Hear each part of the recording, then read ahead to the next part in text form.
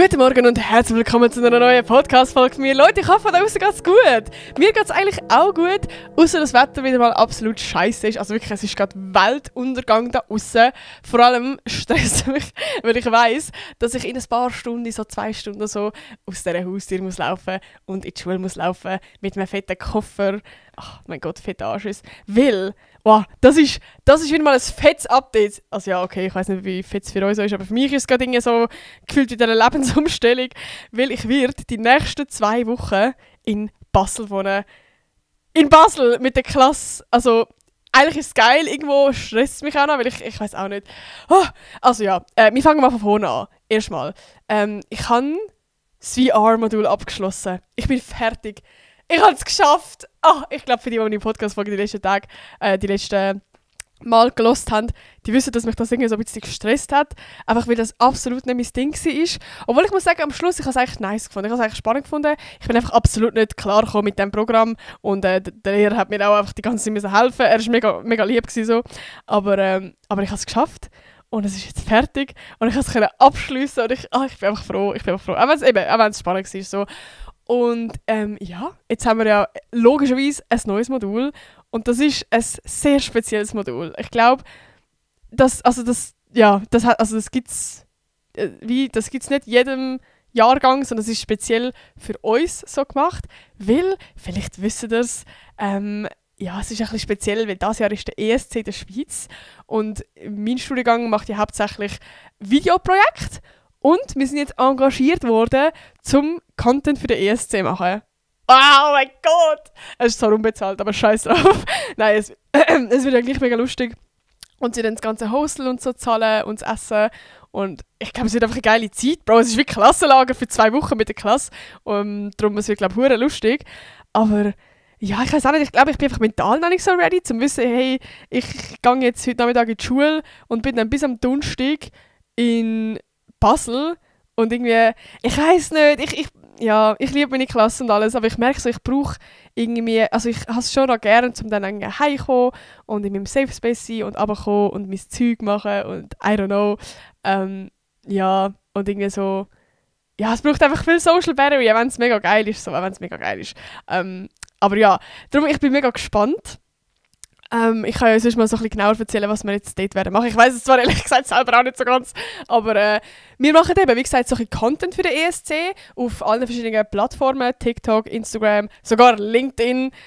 Und ja, ich weiss auch noch nicht genau, wie das wird laufen, wer was muss machen und so. Wir müssen dann wahrscheinlich auch verschiedene Drehs, wir müssen Interviews mit Leuten machen, wir müssen Strassenumfragen machen, also es gibt zum Beispiel beim ESC, soweit ich gehört habe, wird das ja ein riesiges Ding in Basel selber. Also es ist jetzt nicht nur die ESC-Events an sich mit so Finale und Auftritt und bla bla, sondern auch noch rundum. Ganz Basel wird wahrscheinlich komplett lebendig sein. Es gibt sonst noch Side-Partys und Zelt und Essensstände und all das. Also falls ihr mal vielleicht die nächsten Tage Bock habt, um etwas Geiles zu erleben, vielleicht Basel ist was. Darum, ich freue mich da mega fest. Und eben, wir machen dann so rundum auch so den ganzen Content und so. Es wird, glaube ich, spannend. Es wird spannend. Und ich würde euch einfach sonst noch so ein bisschen auf meinen privaten Kanal so ein bisschen mitnehmen, wie das für mich ist, wie es ist, mit dem ESC zu arbeiten. Weil das ist schon eine einmalige Gelegenheit, weil ich glaube, wir werden jetzt alle nicht gerade direkt wieder erleben, dass es in der Schweiz ist. Darum, ich bin gespannt. Ich bin richtig gespannt. Und ich hoffe, das Wetter wird dann auch ein bisschen besser. Sorry, weil das ist jetzt wirklich Arsch. Weil wenn es ein so richtig geiles Sommer- oder Frühlingswetter ist, dann bin ich richtig hyped. Und ich kann mir vorstellen, wir sind dann wie vom Montag bis Donnerstag jeweils den ganzen Tag am Arbeiten und am Content machen und am Besprechungen haben und am keine Ahnung was, so das. Und am Abend ist ja dann Feierabend und wir sind dann aber gleich in Basel. Wir haben ein Hostel in der Stadt Basel und wir sind mit der ganzen Klasse dort. Bro, das ist fucking geil. Und ich kann mir vorstellen, wir sind erwachsen, man geht dann vielleicht gerne mal in eine Bar und in den Ausgang. Oh mein Gott, ja, das wird cool. Darum wird dann vielleicht das ein oder andere Mal am Abend angestoßen und einfach so ein bisschen geile Time zusammen haben. Weil das ist schon noch mal ein bisschen was anderes. Also ich weiss nicht, ob ihr die Podcast-Folge mit der Agnes gehört habt, aber wir haben ja auch darüber geredet, so, dass es verdammt schwer ist, um so Freundschaften wirklich zu finden. Jetzt zum Beispiel gerade im Studium. Einfach, also ja, zum Beispiel bei mir ist jetzt schon noch ein bisschen spezieller, weil wir haben ja wirklich eine Klasse und jetzt nicht so einen riesigen Lesesaal, wo es noch mal schwieriger ist, zum Leute kennenlernen. Aber ich merke so, wenn ich mit meinen wie sagen wir, Klassenkameraden, das ist nicht so weird, außerhalb etwas von der Schule machen, dann bond ich so viel besser und schneller mit denen, als wenn man sich einfach jeden Tag in der Klasse sieht und irgendwie, keine Ahnung, nur im Klassenzimmer, das macht so viel. Darum habe ich das Gefühl, in diesen 2 Wochen werden wir irgendwie alle nochmal hure zusammenschweissen. Das Einzige, was richtig sad ist, oh, das ist so traurig, wir sind ja eigentlich so ein bisschen eine Vierergruppe bei uns in meiner Klasse. Also, ich sage jetzt einfach schnell einen Namen, vielleicht zeigt ihr das etwas. Sarai, mit ihr habe ich erst mal eine Podcast-Folge aufgenommen, in Berlin. Mit der Nadine habe ich noch nie eine aufgenommen. Und die Nina, aber sie ist ja jetzt in Hongkong. Und das ist genau das Traurige eigentlich. Wir sind eigentlich eine Vierergruppe und Nina ist in Hongkong, das heisst, sie kommt sowieso nicht. Und Nadine, sie tut das Studium verlängern und sie macht das Modul macht sie jetzt nicht. Das heisst, es sind nur noch Zara und ich übrig und wir sind jetzt einfach so das Zweite im Dezember. Also es wird safe auch geil. Aber es ist irgendwie so sad, weil wir haben schon mal eine Klassenreise. Ein Klassenlager. Ja, wie sagt man das? Eine Studienreise. So haben wir, ja, und dort haben wir uns eigentlich wie das Vierte so ein bisschen gefunden. Und darum ist das für uns alle so emotional und ich weiß auch nicht mehr, wir sind alle so darauf gefreut und jetzt sind wir irgendwie nur das Zweite und es ist so sad. Ja, aber es wird gleich lustig, so einfach mit ihr und einfach auch sonst mit dem Rest von der Klasse so. Aber das ist wirklich das Einzige, was ich so ein bisschen sad finde und einfach so wirklich cool gefunden hätte, wenn sie auch dabei gewesen wären. Aber it is what it is. Ich glaube, es wird eben gleich ganz lustig. Und ja, ich kann wie gar nicht mega viel mehr dazu sagen, weil ich voll nicht weiss, was jetzt auf mich zukommt. Genau, darum ich glaube, die nächste Podcast-Folge wird auf jeden Fall ein bisschen mehr erzählt. Ich probiere dann eben am Wochenende aufnehmen einfach. Das ist so komisch, ich muss jetzt richtig eben so organisieren, weil sonst mache ich einfach meinen ganzen Shit immer, wenn ich heimkomme von der Schule. Und jetzt bin ich wie so, ja, keine Ahnung, jetzt bist du dann halt so dort und irgendwie hast weniger Zeit und es ist nur schon sonst gerade Stress, weil ich muss noch vielleicht Kooperationen aufnehmen, ich muss noch das machen und einfach so ein bisschen vorplanen und alles, also First World Problems dann natürlich, aber irgendwie ist jetzt einfach noch ein bisschen mehr koordinieren und ich bin wirklich schlecht im so koordinieren, sage ich ehrlich, ich bin gerade stolz auf mich, dass ich es geschafft habe, die Podcast-Folge jetzt vor dem Ganzen aufzunehmen, aber ja, maybe gibt es vielleicht zwischen eine Podcast-Folge mit der Sarai, I don't know, ob es wieder down wäre, aber wäre irgendwie noch funny. Ich könnte einfach meine kleinen Mikrofons wieder mitnehmen oder so. Aber ja, sonst Leute, was gibt es noch für Live-Updates? Also, erstmal, ich habe ein neues Handy gekauft. Seht ihr das? Seht ihr das? Und ich habe eigentlich gar nicht Plan gehabt, um ein neues Handy zu kaufen. Ich glaube, ich habe noch nie in meinem Leben so spontan ein neues Handy gekauft, weil mein altes Handy ist so fucking kaputt gewesen. Also es ist wirklich nicht mehr gegangen. Also ich habe ja schon seit 3 Wochen jetzt mega Probleme gehabt, dass es ab und zu mal abgestürzt ist. Und mit abstürzen meine ich wie so, als ob es keinen Akku mehr hat. Also es ist wirklich einfach so, das Radiator, das war schwarz gewesen. Und dann, also dann hast du wieder anstellen und dann ist es angegangen und dann ist es wieder abgegangen. Also irgendwann bin ich an dem Punkt gewesen, wo ich mein Handy nicht mehr benutzen konnte, ohne dass es an der Powerbank war. Und es ist fucking mühsam gewesen. Ich sage euch wirklich, das ist, nein, ich bin richtig, es war so anstrengend gewesen, die ganze Zeit. Nur schon, wenn ich in die Schule am Laufen war und habe Musik gehört, dann hat es immer abgestellt.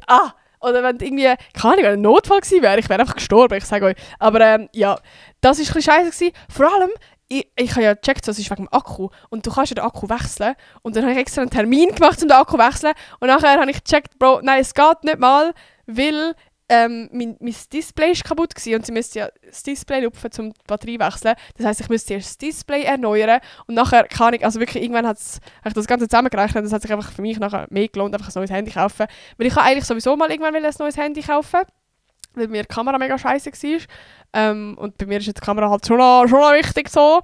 Ja, also es sind so ein paar Sachen gewesen. Und ich habe nachher gecheckt, Bro, ich habe ja immer Hülle da an meinem Handy gehabt. Und ich habe als ich das neue Handy gekauft habe, habe ich die alte halt weggenommen, um so SIM-Karte und so rauszunehmen.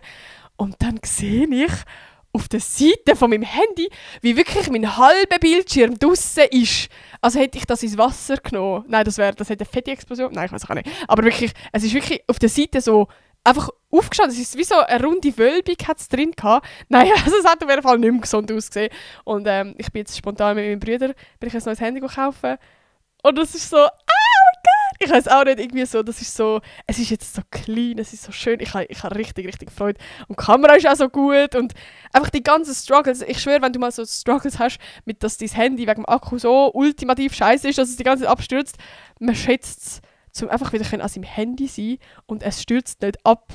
Also wirklich, ich bin einfach wieder mal mit dem Kopfhörer laufen und sehe so, oh mein Gott, es stürzt einfach nicht ab, es ist so schön. Ja, darum, es ist wirklich, ich fühle mich so blessed, gerade wieder einfach ein Handy an, das funktioniert. Und jetzt gerade auch, wenn wir auf Basel gehen, wie scheiße wäre das. Also ich weiss nicht, ob ich dann mit meinem Handy muss filmen oder ob man dann mit der Kamera filmt, aber nur schon, wenn ich für mich will filmen, dann ja, funktioniert es vielleicht nicht oder keine Ahnung, es wäre einfach mühsam so. Und jetzt bin ich wieder hier. Aber wisst ihr, was richtig scheiße ist? Das habe ich habe mich vorher wieder darüber aufgeregt. Ich habe jetzt vorher gerade ein paar Sachen filmen und ich habe so ein Handystativ. Und es ist so von Amazon, es ist jetzt nicht der Banger so. Und ich habe mal mein Handy nicht da. Und wir wissen, mein altes Handy ist genau wegen dem kaputt gegangen, weil es rausgefallen ist. Ich glaube, ich habe erzählt, als ich da ASMR-Content gemacht habe für ein anderes Modul. Und jetzt habe ich mein neues Handy rein da und es geht aus dem Ding und ich sage so, nein. Und ich schaue es so kurz an, bin so, okay, alles gut. Jetzt schaue ich das vorher gerade nochmal an und jetzt sehe ich einfach schon, dass es einen Minisprung hat auf der linken Seite. Ich muss sagen, es ist zwar nur auf dem Panzerglas, aber ich habe gleich so gedacht, nein. Also er ist ja wirklich minim, so, aber es ist gleich wieder so, Bro, ich habe seit dem Samstag, ja vorgestern habe ich mein Handy, seit vorgestern und ich habe es 2 Tage lang geschafft, dass es klein ist und jetzt hat es gleich wieder einen Minisprung. Nein, wirklich, ich glaube, ich bin einfach absolut gemacht, um mit Handys umgehen. Aber egal, ich habe jetzt ein neues Handy und ich bin glücklich und es ist mir eigentlich egal, wenn es jetzt einen Minisprung hat, das kannst du ja wieder wegmachen irgendwann, aber ist gleich wieder so, bruh. Aber ein weiteres Update, vielleicht wisst ihr es, ich muss ja wir beide, der Can und ich, müssen ja aus der Wohnung da, aus unserer ersten schönen Wohnung. Oh, es ist so sad.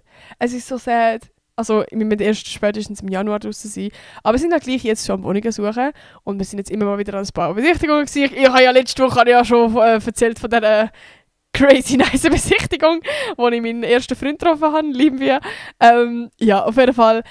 Wir haben jetzt eine sehr geile Wohnung gesehen. Ich erzähle das jetzt so, als ob wir sie schon bekommen haben. Wir haben wirklich, also wir sind auch gar nicht. Aber wir haben jetzt am Dienstag den Besichtigungstermin. Ich komme extra von Basel auf Zürich da zurück, um die Wohnung anzuschauen. Ich hoffe, das geht irgendwie, weil das ist eine Traumwohnung. Es ist eine richtig schöne Altbauwohnung. Sie sieht so schön aus. Das Einzige, was scheiße ist, sie ist nur 2 Zimmer. Das ist weniger, als wir jetzt haben. Wir haben jetzt 2,5. Aber sie hat dafür mehr Platz, also die Räume sind viel grösser. Der Ort ist ultimativ geil. Und sie sieht wirklich schön aus. Sie ist einfach genau, sie sieht wirklich, ich weiß auch nicht, wunderschön. Dann einen riesigen Balkon, wo so, einfach so wie fast eine Terrasse ist, so, wo so kannst du loungen dann drauf und so. Und unser Balkon da ist mega, mega, mega klein. Also rein vom Ding her ist sie ein Dream. Okay, das Einzige, was auch noch ein bisschen scheiße ist, aber ich finde es auch ein bisschen lustig. Badwanne ist in der Küche, Leute. Das ist jetzt ein riesen Eck für die meisten wahrscheinlich. Aber Badwanne wird wahrscheinlich, eine nice Experience. Also es ist eigentlich Dusche. Baden, nur schon mal ab und zu baden wäre ja das eine. Aber es ist halt Dusche. Also weißt du, so für mich und der Can ist es jetzt eigentlich scheißegal. Also wir sind jetzt fast 7 Jahre zusammen. Es ist jetzt nicht so das Ding vor der anderen Dusche oder keine Ahnung was. Aber wieso platziert man eine fucking Badwanne in der Küche? Nur schon, wenn wir mal Besuch haben und dann will die eine Person vielleicht mal baden oder duschen gehen, dann, es wird eine interessante Experience. Also eben, wir werden jetzt mal die Wohnung am Dienstag anschauen und ich glaube, dann spürt man noch ein bisschen mehr das Feeling, hey, ist es das nicht? Aber wir haben schon ein bisschen, wir haben gute Gefühle, weil mega funny, weil der Can hat die Wohnung so gesehen und wir haben uns zuerst verliebt und dann sagt er so, irgendwie kommt mir das so bekannt vor. Ich glaube, ich bin jetzt schon mal drin gewesen. Und dann schreibt er so seinem Dad und ist so, sind wir dort nicht mal drin gewesen? Er so, ja, voll, das ist von einer Kollegin von ihm die Wohnung. Und nachher hat der Vater von Can geschrieben und ist so, ja, voll, das ist ja unsere Wohnung. Und wir haben jetzt so ein bisschen Vitamin B, sagen wir es so. Und wir hoffen jetzt ganz fest darauf, also wenn uns natürlich die Wohnung gefällt, wenn wir sie wollen. Aber also Wohnung in Zürich finde ich ist ein Blessing, wenn du das geschafft hast. Darum, ja, müssen wir wahrscheinlich unsere Ansprüche abschrauben. Dann ist halt die hure Badwanne in der Küche. Und dann ist sie halt einfach ein bisschen kleiner. Also sie ist ja eigentlich nicht kleiner, aber sie hat halt einfach weniger Zimmer. So. Ich weiss noch nicht, wie das genau wird. Das werden wir dann sehen. Aber auf jeden Fall drückt uns die Daumen, dass das gut kommt. Genau. Ja, das Lustigste von der Woche. Ich habe irgendwie die Woche nicht wirklich etwas gefunden. Das Einzige, was ich wirklich lustig gefunden habe, war gestern, wo wir, also ja, ihr wisst ja, der Can und ich, wir probieren, dass wir jeden Tag 10'000 Schritte haben. Und gestern haben wir es absolut vercheckt. Es war auch wirklich scheiß Wetter gewesen. Und es war so 11:45 in der Nacht gewesen. Der Can ist eigentlich schon ins Bett gelegt, weil er wollte pennen, weil er muss ja früher aufstehen als ich. Ich bin eigentlich auch noch ein Video am Schneiden gewesen. Und ich so, oh mein Gott, Can, es ist 11:45, ich habe jetzt noch nicht geschafft. Und wir haben irgendwie so, kann ich so 6'000 Schritte gehabt. Es ist eigentlich fett unmöglich gewesen, um jetzt noch 4'000 Schritte anballern. Es war unmöglich gewesen. Und wir sind dann irgendwie trotzdem so, er ist noch aus dem Bett gerannt und gehüpft und ich bin auch gerade vom Laptop gerannt und wir sind einfach so bei uns da im Gang wirklich am Rumhüpfen. Weißt, er so in der Unterhose. Ich so, auch komplett verpennt, sind wir so am Rumhüpfen, ich lasse Musik laufen, wir sind einfach so am Hin und Her hüpfen und das Handy am Schütteln, um irgendwelche Steps zu holen. Ich glaube, für die nicht im Game sind, um so 10'000 Schritte erreichen, sind so gerade, what the fuck. Aber es ist so, ja, ich glaube, ja, das kennt man schon, oder? Dass wenn man so 10'000 Schritte erreicht hat, dann ist halt der Balken grün und sonst ist ja orange oder sogar rot. Und das ist einfach so unsatisfying, weil du hast dann halt wie so einen Streak und du verlierst dann halt den. Also wie, es ist jetzt nicht so ein Streak wie so wirklich Flamme, also beim Can glaube ich schon, aber bei mir nicht. Aber es ist mehr einfach für sich selber so. Es ist einfach scheiße, wenn du das nicht erreicht hast, okay? Und wir sind einfach so, es ist irgendwie so ein lustiger Moment gewesen, so ein richtiger Main-Character-Moment gewesen, wenn wir dort so am Hüpfen und am Tanzen waren. Es ist so scheißegal gewesen, was die Nachbarn gedacht haben, ob die schon pennen oder nicht. Wir sind einfach voll am weird, am Rumhüpfen und am Dance gewesen, am Hin und Her säckeln. Es ist wir haben einfach beide voll den Lachflash gehabt, weil wir nicht mehr können, weil wir so dumm, wir haben uns so dumm gefühlt auch, so what the fuck. Aber ja, das würde ich sagen, ist so die lustigste Story, die mir jetzt gerade so spontan in den Sinn gekommen ist. Aber wir kommen noch zum Kommentar von der Woche, weil ich jede Woche einen Kommentar von euch vorlesen. Und wir haben einen Kommentar von der Nora. Ganz liebe Grüße. Sie hat geschrieben: Hey Nati, mega coole Folge gewesen. Dankeschön. Ich liebe dich und deinen Podcast. Vor allem freue ich mich auf deinen Flomi im Sommer. Wann ist der eigentlich genau? Okay, Thema Flohmarkt. Ich habe eigentlich noch nicht wirklich Updates, aber ich glaube, ich habe es schon mal erzählt, ich würde halt mega gerne ein grösseres Ding daraus machen. Ich weiss halt noch nicht, ob das schon für den nächsten Flohmarkt möglich ist, aber das wäre übel geil. Vielleicht kann man es einfach so in einem kleineren Rahmen machen. Ich bin mir gerade voll im Sicher, ich glaube, ich habe das schon mal erzählt, oder? Aber ich sage es jetzt gleich mal, ich glaube jetzt nicht, dass alle die Podcast-Folge gehört haben.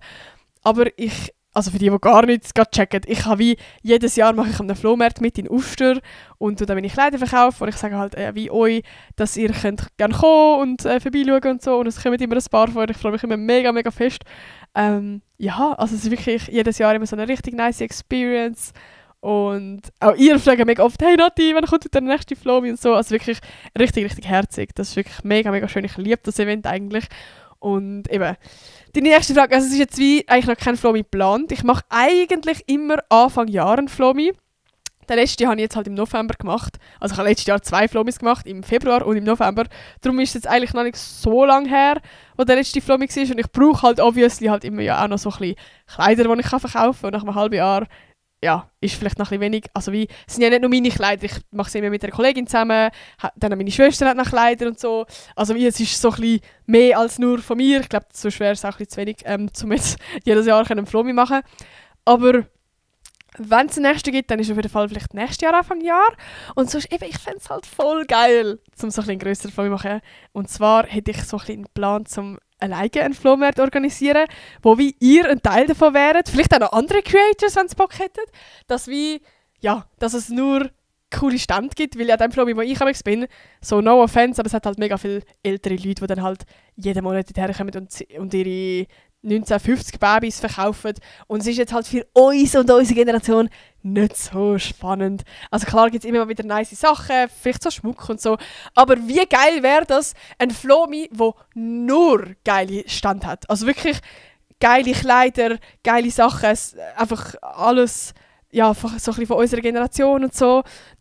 Und ja, ich habe mir eigentlich so überlegt, vielleicht, ich weiss halt nicht, wie viele sich bewerben, aber vielleicht können wir dann so ein bisschen ein Ausschlussverfahren machen, dass man sich bei mir bewerben kann, dass es auch wirklich nur geile Stände gibt.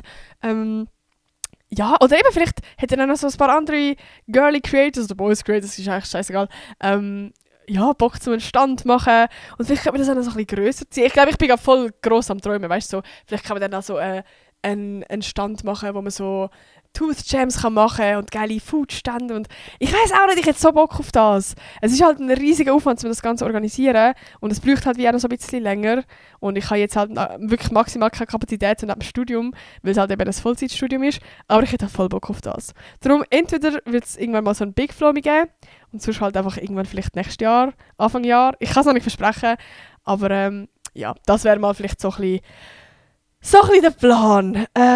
Und ich sage euch ehrlich, wir kommen jetzt so ein bisschen zum Thema der Woche. Und eigentlich kann ich ja immer so ein Thema raussuchen, vielleicht auf eine Frage von eingehen, vielleicht kann das Thema erzählen, das mich gerade beschäftigt hat.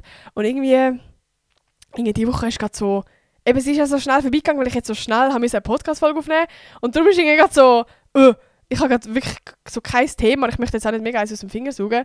Und ich habe jetzt einfach spontan die Idee gehabt, dass es übel lustig wäre. Vielleicht ist es absolut nicht lustig. Aber ChatGPT fragen nach 10 Fragen. So, ja, stell mir 10 Fragen und ich will sie einfach beantworten. So, was könnte meine Community interessieren? Und er hat mir jetzt 10 Fragen gestellt und ich werde jetzt einfach abrattern. Und ob es so interessieren wird oder nicht, kann ich euch noch nicht sagen. Aber ich habe gedacht, ja, vielleicht wäre das mal noch spannend. Ich weiß gar nicht, wie lange die Podcast-Folge geht. Vielleicht geht es ja schon genug. Wir machen es jetzt einfach schnell, weil ich merke gerade auch, ich muss auch packen. Wow, es ist schon 11:30 und ich habe jetzt nachher eine Stunde Zeit zum Packen. Okay, es wird eine schnelle Runde. Es tut mir leid, dass die Podcast-Folge sonst vielleicht eigentlich kürzer wird. Aber, okay, erste Frage. Ich könnte euch vielleicht gerne Fragen so mitbeantworten. Wir können so erstens, zweitens, drittens, das fände ich lustig, um so ein bisschen euch kennenzulernen. Aber erstens, wenn du ein Jahr lang in einer anderen Stadt oder einem anderen Land leben könntest, ohne irgendwelche Verpflichtungen, wo würdest du hin und warum? Boah, also ich muss sagen, Zürich ist halt schon ein Dream. Ich finde es schon sehr geil, einfach weil alles bei mir jetzt in Zürich stattfindet so. Und das macht jetzt für mich irgendwie auch am meisten Sinn, eben mit Studium und mit Events und mit Ausgang und mit Freunden und mit Familie und all das Zeug so. Aber jetzt rein unabhängig und nur schon, kann ich, welche Stadt finde ich geil und so, dann wäre es, ja, schwierig.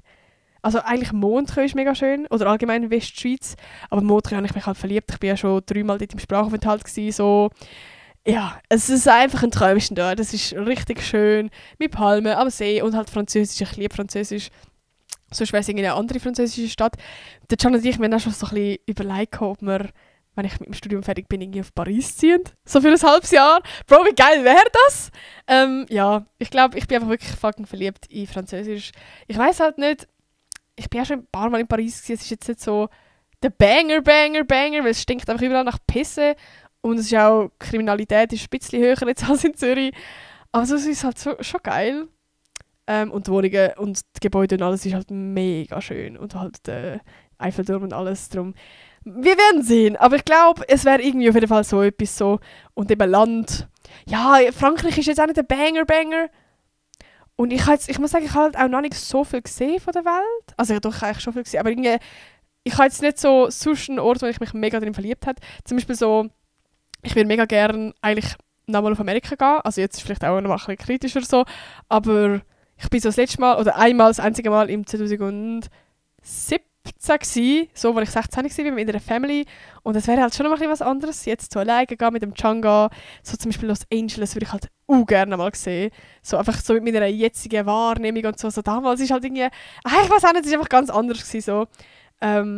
Ja, das wäre so ein bisschen das. Okay, zweitens, was ist der lustigste oder peinlichste Moment, der dir je beim ersten Kennenlernen einer neuen Person passiert ist? Okay, also abgesehen von letzter Woche, nein, ich probiere etwas zu finden. Ich will eigentlich sagen, das war schon recht cringe gewesen. Mal, wir können eigentlich schon den droppen. Es ist keine Story mit dem Can, die war wirklich max cringe gewesen. Beziehungsweise es war eigentlich cute gewesen, aber es gibt so einen Punkt, der einfach cringe ist. Wo wirklich cringe ist. Und zwar, wir haben uns ja schon so, kennt so über Social Media, weil er auch YouTube gemacht hat und so damals. Und wir haben dann auch schon ein paar Projekte gemacht und so. Und keine Ahnung, wir haben ab und zu so ein bisschen gesnappt und es war so ein bisschen flirty gewesen. Ganz schüch, aber jetzt überhaupt nicht so der. Und irgendwie, ja. Doch, wir haben schon ab und zu gesnappt. Also es ist jetzt schon nicht ultra random gewesen, dass er mich gefragt hat nach einem Date, aber es ist auch, ja, ich bin auch gleich überfordert gewesen. Auf jeden Fall, er hat mich geschrieben, «Hey Nati, sag mal, kann ich dich mal ausführen?» Und ich bin einfach in der Küche gestanden, daheim, und ich bin so überfordert gewesen. Weil ich bin gerade online gewesen, das heisst, er hat es schon gesehen. Oder wir sind schon am Schreiben gewesen. Ich weiß auch nicht, aber ich hatte jetzt wie keine Bedenkzeit gehabt, um mir schnell überlegen, was schreibe ich jetzt da zurück. Irgendwie so ist es gewesen. Und auf jeden Fall, ich bin so überfordert gewesen, dass ich mein Dad, der gerade auf der Couch war, so erzählt habe, oh mein Gott, Papi, der Can hat mir gerade geschrieben, ob er mich mal ausführen kann und ich weiss nicht, was ich soll schreiben und Hilfe und alles Zeug und so. Und er, wie mein Dad halt ist, bringt halt irgendeinen Drecksjoke und sagt mir, ich soll schreiben, ja, schreib doch, ausführen geht, aber einführen geht nicht. Nein, cringe. Und das Schlimmste ist jetzt, ich bin irgendwie so im Stress und im I don't know gewesen, dass ich ihm das geschrieben habe. Ich habe ihm geschrieben, ausführen geht, aber einführen geht nicht. Der Arm! Also ja gut, mittlerweile können wir darüber lachen, so, das ist einfach eine funny Story so. Aber in dem Moment, er ist so verunsichert gewesen. Er hat gemeint, er ist jetzt gerade fett gefriendzoned worden. Oh, der Arm! Ja, genau. Ich habe dann nachher meinem Dad das gesagt, so, ja, ich habe das jetzt geschrieben und alles. Er so, nein, was, wirklich jetzt? Er hat übel Lachflash gehabt. Darum ich würde sagen, das ist schon so einer der peinlichsten. Ich sage jetzt nicht, ist es ein Kennenlernen-Moment? Das ist ja schon in dem Sinne ein Kennenlernen, aber das ist schon auch ein Cringe-Moment gewesen. Würde ich jetzt mal sagen. Genau. So, was haben wir noch? Dritte Frage. Wenn du für einen Tag jemand anderes sein könntest, wer wärst du und was würdest du an diesem Tag tun? Oh, ich finde das so eine schwierige Frage. Das ist so eine 0815-Frage und ich finde da nie eine Antwort, weil ich habe jetzt nicht so wirklich jemanden, wo ich so bin, ja, die hat das perfekte Leben, das will ich auch leben. Weil ich muss sagen, ich bin ehrlich wirklich recht zufrieden mit meinem Leben. Ich bin so happy, dass ich so eine tolle Familie habe, dass ich so tolle Freunde habe, dass ich so eine perfekte Beziehung habe, also perfekt so, einfach so eine schöne Beziehung und so glücklich bin und ja, ich weiß auch nicht, irgendwie, ich würde überhaupt nicht tauschen so. Also safe habe ich auch scheiß Sachen in meinem Leben, wo andere besser haben, aber irgendwie so, ich würde absolut nicht tauschen. Ich bin wirklich sehr happy und sehr blessed mit meinem Leben, so wie es ist und ja, ist jetzt irgendwie so eine banale Antwort. Oder was würdet ihr? Gibt es jetzt irgendwie jemanden, wo man so gerne tauschen würde? So, wo man irgendwie gerne mal... Was für einen Tag sein und was würdest du nachher wieder... Komm, wir können jetzt mal auch beantworten, das ist ja nur für einen Tag, so chill mal. Ich glaube, ich wäre einfach gerne für einen Tag mal ein Typ. Wie ist das, ein Typ sein? Also, neben allen Sachen mal ausprobieren, die da unten so sind. Einfach mal so... Wie ist die Experience, zum mal in der Nacht heimlaufen, zum mal im Club sein, wie ist die Experience, zumal, I don't know, nicht seine Tage haben, keine Ahnung, also wie einfach mal ein Typ sein. Ich glaube, das finde ich spannend so. Ja, das war jetzt die simple Antwort gewesen. Sorry, ist jetzt nicht so spektakulär gewesen. Aber weitere Frage. 4. Welches Buch, Film oder Lied hat dich in deinem Leben am meisten beeinflusst und warum? Ich würde jetzt spontan sagen iCarly. Ich glaube, man kennt schon iCarly, oder? Die Nickelodeon-Serie. Die habe ich als Kind gesuchtet. Ich bin, glaube wirklich von nichtem so Fan gewesen wie von iCarly. Ich weiss mittlerweile, man kann es jetzt nicht mehr so mega unterstützen, wegen Dan Schneider und so. Aber ich sage in meinem Herzen, ich bin gleich noch ein mega Fan. Und ich schaue es auch heute ab und zu, ich kann irgendwie nicht ganz loslassen. Ich bin schon ein sehr Hardcore-Fan gewesen. Ich hatte Poster, ich habe alle Songs gelesen von der Miranda Cosgrove, ich habe alle Songs gelesen von der Jeanette McCurdy, also die Sam gespielt hat und die andere, die Carly und so. Also ich bin schon sehr, sehr into it gewesen. Ich habe ja auch ein Spare-Pad noch gebastelt mit meinem Dad zusammen. Das ist sogar mein viralste TikTok, das hat irgendwie 20 Millionen Aufrufe halt. Ja, darum ich bin ein sehr, sehr starker iCarly-Fan gewesen. Und ich würde sagen, das hat mich auch irgendwie mega beeinflusst. Ich würde auch sagen, das ist im Fall no joke so ein bisschen der Grund, warum ich mit Social Media angefangen habe. Also für die iCarly kennen, das ist halt, die machen eine Webshow so zusammen und mich hat das immer so fasziniert. Ich habe das so cool gefunden, wie die so vor der Kamera stehen, lustige Sachen machen, die Leute unterhalten und so. Und das war irgendwie auch so ein bisschen mein Dream gewesen. Und darum habe ich irgendwie auch mit YouTube angefangen. So. Ja, das würde ich jetzt so ein bisschen sagen, ist so ein bisschen das. Und vielleicht nicht nur iCarly, auch Victorious, das ist ja die andere Serie, wo so an einer, wie sagt man, sind die an einer Kunstschule, Talentschule, wie sagt man dem? Ja, irgendwie so. Und ich bin das auch mittlerweile, ich bin ja auch an einer Kunstschule und das würde ich jetzt schon sagen, hat mich so inspiriert. Also ich merke so die ganze Nickelodeon-Serie, da bin ich schon sehr, sehr into it gewesen. Und die haben mich schon auch wirklich, irgendwie recht so beeinflusst in meinem Leben, so viele Schritte ich gehe. Nur schon, Bro, wir hatten mal Hühner gehabt, mega random Fact. Mein eine Huhn hat Carly geheissen und mein andere Huhn hat Pochi geheissen, weil sie in einer Folge von iCarly hat es auch so Bibeli gehabt und da hat das Huhn, das verloren gegangen ist, hat Pochi geheissen und da hat mein Huhn nachher auch Pochi geheissen. Also ja, genau. Es gibt auch noch andere random Sachen, die so eben durch iCarly oder so sind. Ich habe mir schon überlegt, mein erstes Tattoo irgendwie mit iCarly-mäßig irgendwie machen, so vom es gibt so eine Folge, wo Carly ein Häsli malt. Und ich finde, es sieht übel funny aus. Und Häsli wäre halt perfekt so, auch für mich, so, weil es einfach passt mit Häsli. Ja, keine Ahnung, ich schaue mal. Ich weiß nicht, ob ich das Tattoo will, aber ja, ich würde sagen, das ist so ein bisschen die Antwort. 5. Gibt es eine eigene Art oder Angewohnheit von dir, die dich selbst manchmal überrascht? Ach, schwierig, Bro. Das sind alles so Fragen, da kommt mir doch nicht spontan so in den Sinn. Meine Angewohnheit sonst, ich will sagen, ich knack's mich oft. Ich bin die ganze Zeit so Bro, Leute, ich merke im Fall, ich muss hure pressieren. Wir machen die letzten Fragen jetzt einfach komplett schnell durch, damit ich sie noch durchgemacht habe. Aber wir geben jetzt auch Gas. Okay, 6. Wenn du ein Jahr lang ein bestimmtes Talent oder eine Fähigkeit erlernen könntest, was würdest du wählen? Boah, ich will mega gerne so Sprachen. Also eben, ich will halt mega gerne mal fließend Französisch können. Aber wie geil ist es, wenn du einfach alle Sprachen der Welt beherrschst? Ich glaube, das wäre etwas, wo ich sehr Bock drauf hätte. Und sonst, ich will nicht fliegen, Bro. Nein. Fliegen, ich habe Höhenangst, nee. Vielleicht so teleportieren, das wäre auch noch geil. Aber dann dürfte es niemand wissen. Weil sonst könnte ich nicht zu spät kommen und nee. Also ich glaube mal, es wäre bei der Sprache. Ich finde, das ist eigentlich eine geile Fähigkeit. 7. Was ist die grösste Veränderung, die du in den letzten Jahren an dir selbst bemerkt hast? Ah, fuck, das ist wieder so eine tiefe Frage. Mann, ChatGPT! Grösste Veränderung. Ich würde sagen, dass ich gelernt habe also ich habe erstens mal mega viel über mich gelernt. Ich habe mega viel Zeit genommen, um mich selber kennenzulernen und zum einfach so allgemein in dem Sinne mich auch verbessern. Also wie, ich habe sehr viel selber reflektiert, würde ich jetzt sagen, über mich, über mein Verhalten, über ganz viele so Sachen.